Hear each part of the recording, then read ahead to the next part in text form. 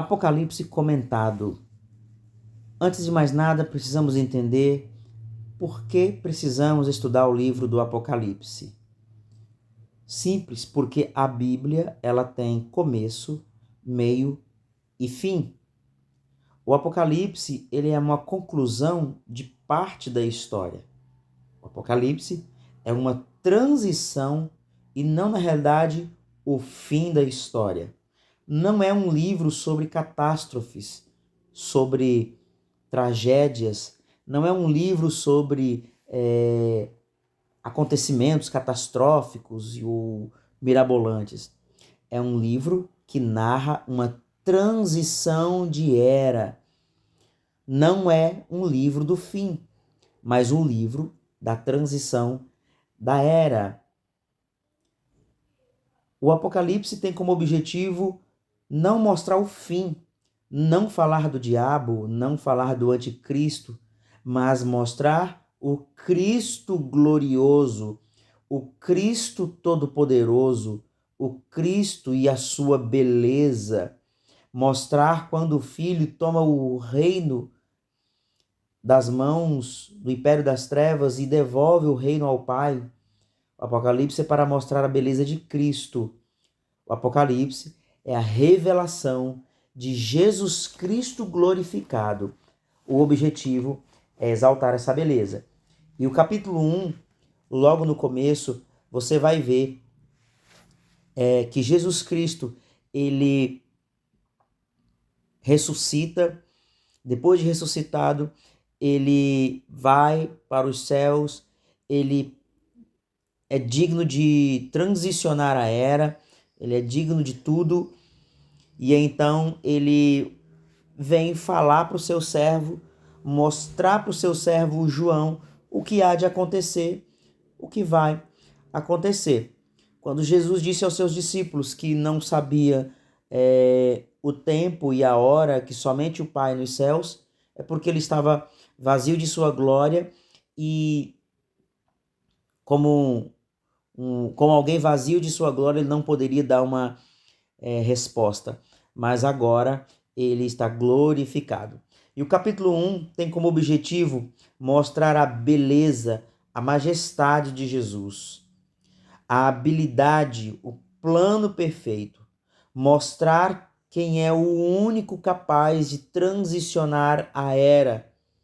Por isso diz que ele vem para revelar Jesus. O livro do Apocalipse tem como objetivo revelar Jesus Cristo, 100% homem e 100% Deus. Logo no início tem uma exortação, 3 benefícios do livro do Apocalipse. Ele diz que bem-aventurado, são os 3 benefícios, tá? O bem-aventurado, o sortudo, o abençoado ou mais que abençoado, aquele que lê, ouve e guarda as palavras desta profecia. Então, 3 benefícios: ler, ouvir e guardar. João escreve em formato de carta para ser lido em voz alta para as 7 igrejas na província da Ásia.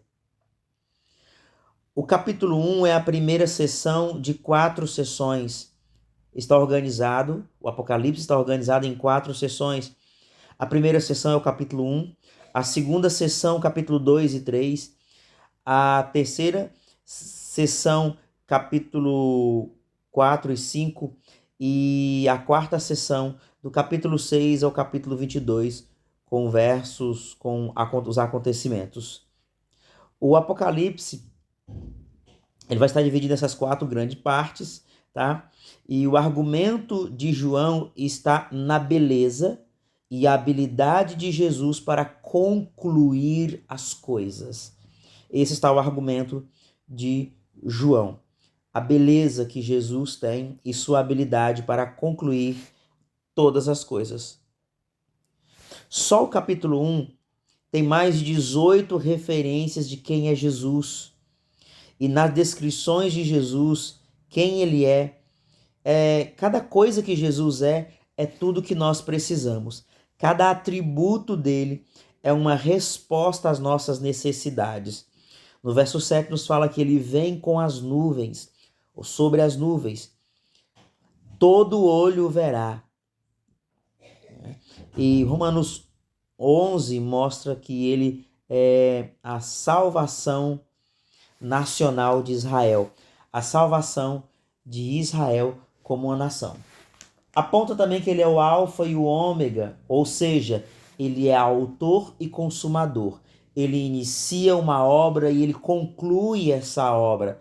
Ele não deixa por metade, ele não deixa sem concluir. Tanto que o livro do Apocalipse quer mostrar a conclusão da história do pecado e da ação do mal na terra. No verso 9, João está numa colônia penal, numa ilha chamada Patmos, e Deus usa a tribulação para purificar o seu povo, purificar e santificar. E João ouve como uma voz de trombeta por trás dele. Esse soar da trombeta tem como um som de alarme, é um som de... Isso mesmo, um som de alarme. A Ásia Menor, 7 igrejas estão lá na região da Turquia. E João vê o Senhor Jesus no meio de 7 candelabros. Ele vê um semelhante ao Filho do Homem, a referência que Jesus mais usava para descrever-se a si mesmo, lá em Daniel 7. Filho do Homem é uma definição do homem, né? Mas também do divino. Ele veste roupas talares, um cinto de ouro, e isso demonstra que Jesus possui uma vestimenta sacerdotal, de que Jesus opera como um sacerdote, né? Um mediador, um único caminho. Cabeça e cabelo como lã e neve. São as mesmas características do Pai. Mostra sua deidade, sua divinidade, né? No versículo 14, olhos como chama de fogo. Por que os seus olhos são como chama de fogo? Porque o seu coração está em chamas. O seu fogo não é para destruir, mas para purificar. Seus pés é de bronze. Isso significa a habilidade de esmagar seus inimigos. Ele vai esmagar por seus pés de bronze. Ele esmaga a cabeça da serpente de Gênesis 3,15. E ele possui voz de muitas águas, que é a habilidade de falar coisas diferentes. Uma voz que causa efeitos diferentes. Uma voz profunda. Uma voz que leva para a profundidade. No verso 16, na sua mão direita, ele possui 7 estrelas. Ele está no meio dos 7 candeeiros. No verso 20, tem a explicação do que é isso. 7 candeeiros, 7 estrelas. Que são os 7 candeeiros, são 7 igrejas. E as 7 estrelas são os 7 anjos das igrejas.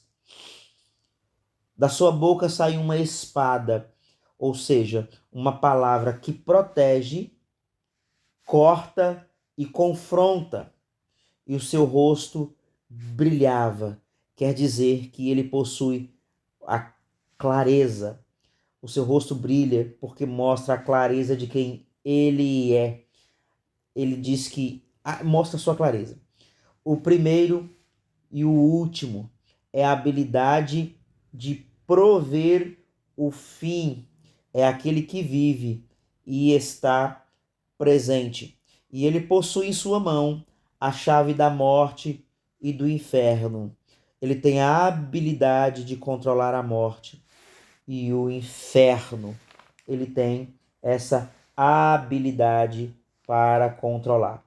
E ele envia mensagem, ou ele diz ao anjo mensageiro, anjos que estão pecando. Esses anjos aqui seriam os líderes os representantes das igrejas, e esses anjos estão pecando. Esses anjos não são seres celestiais, esses anjos não são seres espirituais. Esses anjos, eles são homens, líderes das igrejas. Eles estão pecando e precisam se arrepender. Eles precisam de arrependimento, esses pastores e líderes. Este foi o capítulo 1 e até o capítulo 2.